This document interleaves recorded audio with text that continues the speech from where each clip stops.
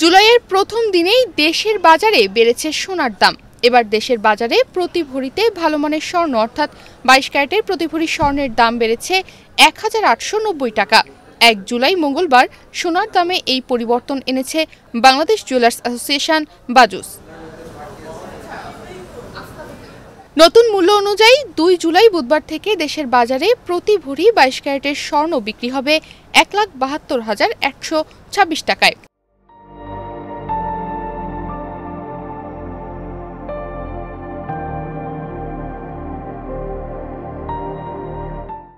একুশ ক্যারেটের ১ ভরি স্বর্ণের দাম বাড়িয়ে ১,৬৪,২৯৯ টাকা নির্ধারণ করা হয়েছে।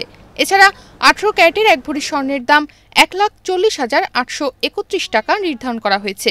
আর সনাতন পদ্ধতির ১ ভরি স্বর্ণের দাম ১,১৬,৪৮৮ টাকা করা হয়েছে।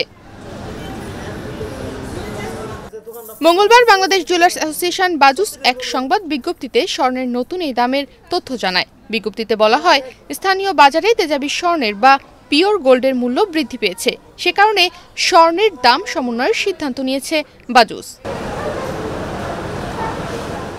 এর আগে ২২ ক্যারেট সোনা প্রতি ভরির দাম ছিল ১,৭০,২৩৬ টাকা। এছাড়া ২১ ক্যারেটের প্রতি ভরি ১,৬২,৫০৩ টাকা, ১৮ ক্যারেটের প্রতি ভরি ১,৩৯,২৯১ টাকা এবং সনাতন পদ্ধতির প্রতি ভরি স্বর্ণ ১,১৫,১৭০ টাকায় বিক্রি হচ্ছিল। বাজুস জানায়, সোনার বিক্রয় মূল্যের সঙ্গে আবশ্যিকভাবে সরকার নির্ধারিত ৫% ভ্যাট ও বাজুস নির্ধারিত ন্যূনতম মজুরি ৬% যুক্ত করতে হবে।